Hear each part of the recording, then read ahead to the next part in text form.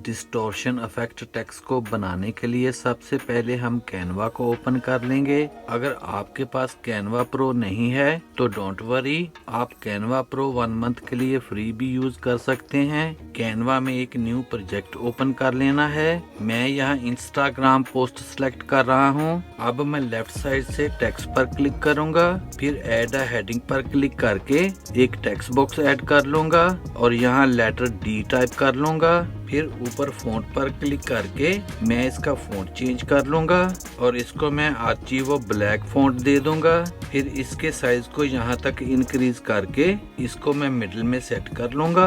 अब left side से elements पर क्लिक करके शेप्स पर क्लिक करेंगे और यहाँ से मैं ये स्क्वायर शेप इस पेज में ऐड कर लूंगा। इस शेप को उठाकर मैं यहाँ रख कर इसके साइज को एडजस्ट कर लूंगा और इसको इस लेटर पर यहाँ रख दूंगा। फिर ऊपर कलर पर क्लिक करके मैं इसको यहाँ से ब्लैक कलर दे दूंगा। अब हमने एलिमेंट्स पर क्लिक करके सर्च में डिस्टॉर्शन लिखकर सर्च करना है। यहाँ से ग्राफिक्स को सिलेक्ट कर लेना है और यहाँ से मैं ये लाइंस की पिक्चर इस पेज में ऐड कर लूंगा और इसको उठाकर मैं यहाँ रख दूंगा। अब हम इसके सारे कलर्स चेंज कर लेंगे। ऊपर कलर पर क्लिक करके मैं इसको यहाँ से व्हाइट कलर दे दूंगा। हमने एक एक करके ये सब कलर चेंज करके इनको यहाँ से व्हाइट कलर दे देंगे। अब मैं इस पर टैप करके इसकी एक डुप्लीकेट बना लूंगा और इसको यहाँ रख दूंगा। फिर ऊपर शेयर पर क्लिक करेंगे और डाउनलोड पर क्लिक करके इसको डाउनलोड कर लेंगे। अब मैं एलिमेंट से ये स्टॉक पिक्चर इस पेज में ऐड कर लूंगा। इसके साइज को यहाँ तक इंक्रीज करके इसको यहाँ सेट कर देंगे।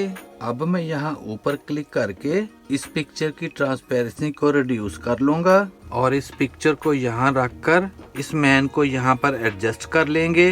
फिर ऊपर ट्रांसपेरेंसी पर क्लिक करके इसकी ट्रांसपेरेंसी को इंक्रीज कर लेंगे। फिर ऊपर शेयर पर क्लिक करेंगे और डाउनलोड पर क्लिक करके इसको भी डाउनलोड कर लेंगे। अब हम यहाँ पर एक न्यू पेज ऐड कर लेंगे। फिर अपलोड पर क्लिक करके जो फाइल हमने पहले डाउनलोड की थी उन दोनों को सिलेक्ट करके यहाँ अपलोड कर लेंगे। जब ये दोनों फाइल्स अपलोड हो जाएं, तो इन दोनों को टैप करके मैं इस पेज में ऐड कर लूंगा।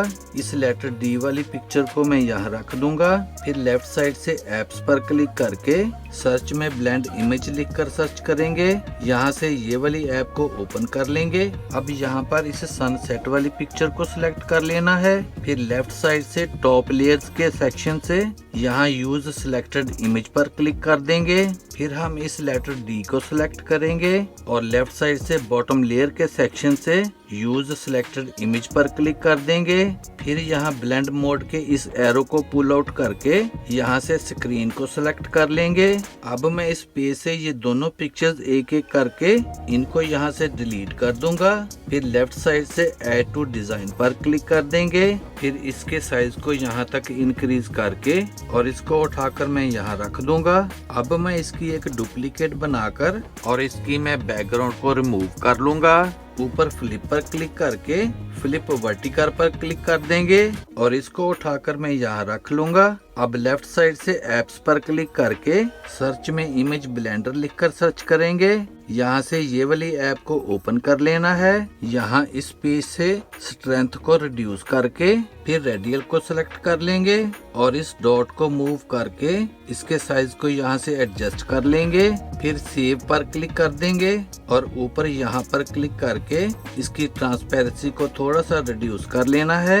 And here is the final result. Video अच्छी लगे तो सब्सक्राइब करें मेरे इस चैनल को और वीडियो को ज्यादा से ज्यादा शेयर कर दें। See you in the next video.